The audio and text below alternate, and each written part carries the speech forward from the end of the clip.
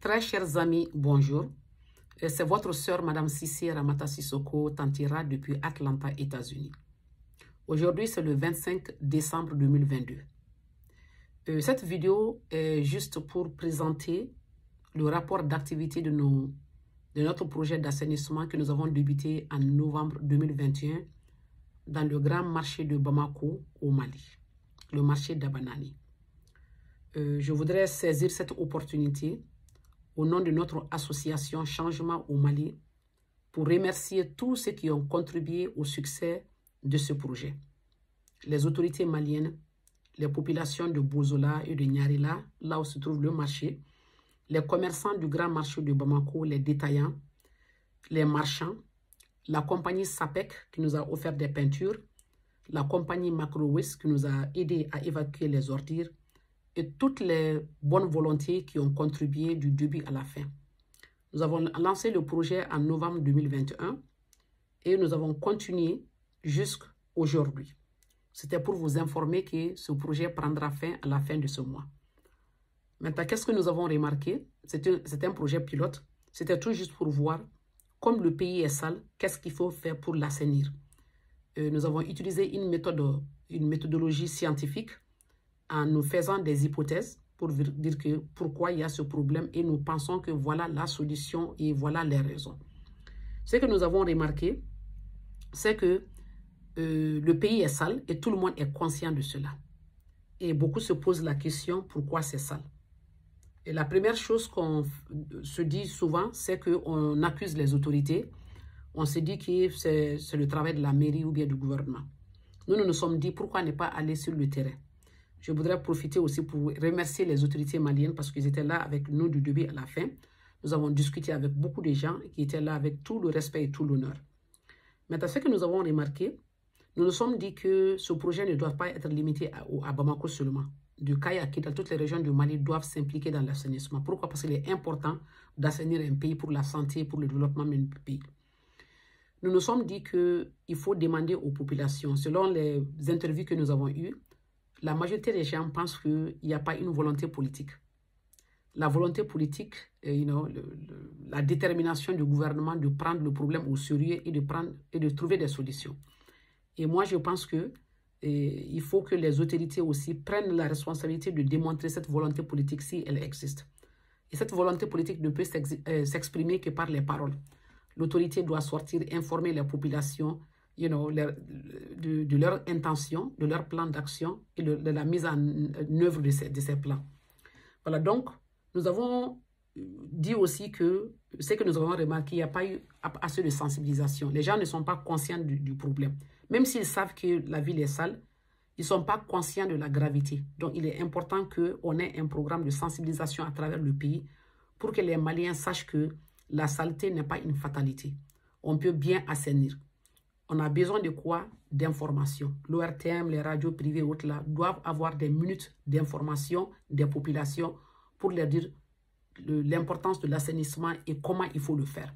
Maintenant, cela ne peut se faire que par des méthodes. La première chose, les gens sont au courant du problème. Ils connaissent la solution. La première solution, c'est quoi? Avoir des poubelles. Il faut avoir un lieu où mettre les ordures. Il faut avoir des dépôts où jeter les ordures.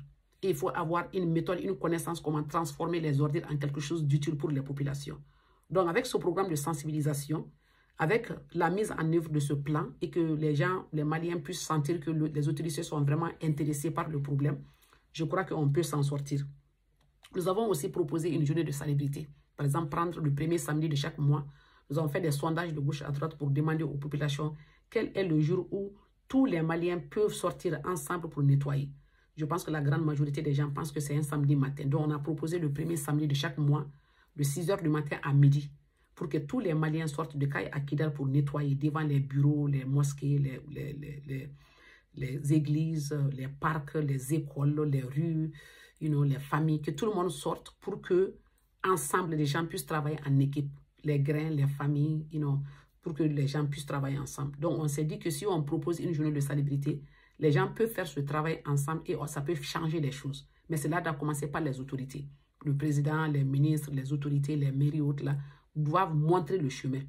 Ce premier samedi de chaque mois peut être une méthode de galvaniser les peuples, de sensibiliser les populations à prendre le problème d'instabilité au sérieux, parce que ça affecte tellement de choses, les inondations, les maladies, la vie quotidienne même des Maliens. Les rues sont sales, il y a tellement de désordre. Donc, on se dit que si on arrive à éduquer les populations, à les sensibiliser, on peut avoir une solution. Donc, comme c'est la fin de notre projet, le projet a été mis en œuvre pour pouvoir trouver peut-être des idées, développer des idées, trouver des méthodes. On s'est dit que maintenant, on connaît le problème, on connaît la solution, il faut les appliquer. Ce projet prend fin à la fin de ce mois et on s'est dit que si on a d'autres projets à faire, on va les présenter, of course, bien sûr, à vous. Mais pour le moment, ce projet d'assainissement du nettoyage du grand marché de Bamako prend fin. Et si nous pensons que ce que nous avons fait pendant les 13 mois et que nous sommes conscients de l'effet de ce projet sur les populations, c'est au peuple de déterminer, aux commerçants et autres là. Et après les interviews avec les commerçants et autres là, on a remarqué effectivement qu'ils ont vu l'impact du travail sur le quotidien des commerçants ou des clients et autres. Donc, c'était pour vous informer de la fin de ce projet et que nous sommes reconnaissants envers tout le monde, tous les gens qui ont contribué d'une manière ou d'une autre à ce projet et que nous encourageons la jeunesse malienne à prendre des projets d'assainissement dans leur ville, leur quartier, leur village au sérieux et qu'ensemble, on peut le faire. Un pays propre attire les gens, attire les touristes et autres là et peut contribuer au développement en réduisant les cas de maladie, en augmentant l'espérance de vie, en facilitant le travail. Parce que quand les gens sont en bonne santé, ils travaillent, ils fournissent, ils sont plus productifs et le pays se développe. Voilà, donc c'était pour remercier chacun de vous et pour vous dire que nous sommes très contents, très reconnaissants et que franchement, cette étude pilote nous a permis de comprendre beaucoup de problèmes et de pouvoir apporter beaucoup de solutions pour gérer définitivement le problème d'insalubrité au Mali. Encore une fois, merci à tout le monde, merci à tous les membres de Changement au Mali, à tous les sympathisants, à tous les agents qui ont travaillé sur le terrain. Merci à tous ceux qui nous ont soutenus. Merci au peuple malien, aux autorités, même aux passants. Donc, on se dit que nous sommes toujours déterminés, nous sommes toujours engagés et nous allons continuer à contribuer à l'édifice de notre nation. Merci beaucoup et à la prochaine.